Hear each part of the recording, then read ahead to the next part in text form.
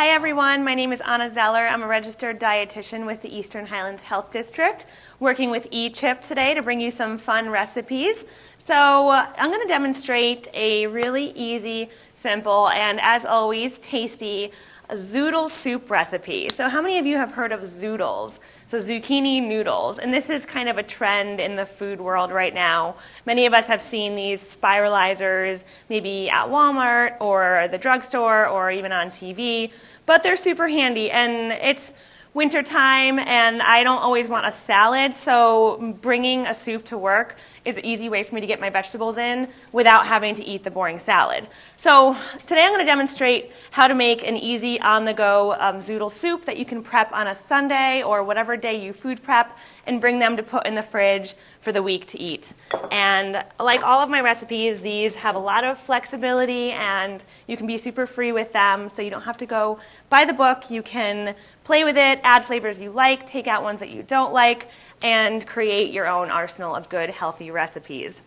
So first I want to talk about this vegetable bouillon. A lot of us go to the store and we buy vegetable or chicken or beef bouillon for soups and stews or different recipes. But the problem with that is that they're laden with tons of sodium and possibly even other additives like MSG, different things that we want to stay away from to promote good health. So by making this simple homemade bouillon, it's a vegetable bouillon broth, it promotes good health and it saves you money and it reduces the amount of sodium you're getting in your diet. So you use nutritional yeast as a base. This is a vegetable-based protein powder, completely natural. It's grown on molasses and they harvest it and dry it out into these yummy little yellow flakes. And this has actually got almost like a vegetable kind of cheesy flavor, great for on salads or in a vegetable soup base.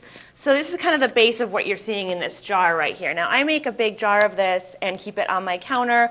You can actually mix it with salad oil to make a salad dressing. You can sprinkle it on a salad dry or on a wrap. So this is not only nutritional yeast in this jar. I also put a variety of herbs: thyme, oregano, basil. Turmeric is going to give it like a nice, pretty yellow flavor when you add hot water to it. So there's a lot of nutritional benefits going on in this jar and a lot of flavor as well. There is a little bit of sea salt, but not nearly as much as you'll get in your can of soup. For example, a lot of people like to buy these pop-top soups. This is Amy's Organic, and it looks pretty healthy and harmless, but if I turn it over and look at the nutrition label, there's 680 milligrams of sodium, which is a lot for one serving. And now that's 680 milligrams of sodium for half the can. And a lot of people, if they're really hungry at lunch, might eat the whole can, and that's over half of the amount of sodium that you get per day. So an easy way to keep your sodium in check is just by making homemade foods, reading those labels, making sure that it doesn't say more than about 200 milligrams of sodium per day. Now, just to keep it in perspective, 2,000 milligrams of sodium is around the amount you're supposed to get, 2,000 to 2,300, which is about 1 teaspoon of salt. So there's about half a teaspoon of salt in this whole can of soup. So that's a lot if you visualize that. So that's why I like to make homemade vegetable bouillon. Now what makes this fun is that we're going to use the spiralizer. Now I just picked a regular good old green zucchini, found at any grocery store. Buy it organic if you can, but if you can't, don't sweat it too much. Got to pick and choose your battles, but things with a thin skin I try to buy organic. And as you can see, I'm not taking all the skin off, I'm just kind of striping it because I want to leave some of the skin on because there is some nutritional benefit in that skin, a lot of vitamins and minerals. So I cut off each end because it's just what I do, and I'm going to put it in this spiralizer and just start twisting away. And as you can see, I'm making some lovely zoodles, and these are super fun because who doesn't like to sit down and eat a whole bowl of pasta sometimes? And the problem with that is it's loaded with refined carbohydrates. So when I'm craving that, I'll whip up some nice fresh zoodles and I'll saute them in some olive oil and some pesto or add some tomato sauce, and I feel like I'm really getting a whole bowl of pasta without all the refined carbohydrates that come along with that. So these are full of fiber, full of, like I said, tons of vitamins and minerals. So make a big batch of these in the beginning of the week to use in a stir fry, throw them in eggs, and make your lunches for the week.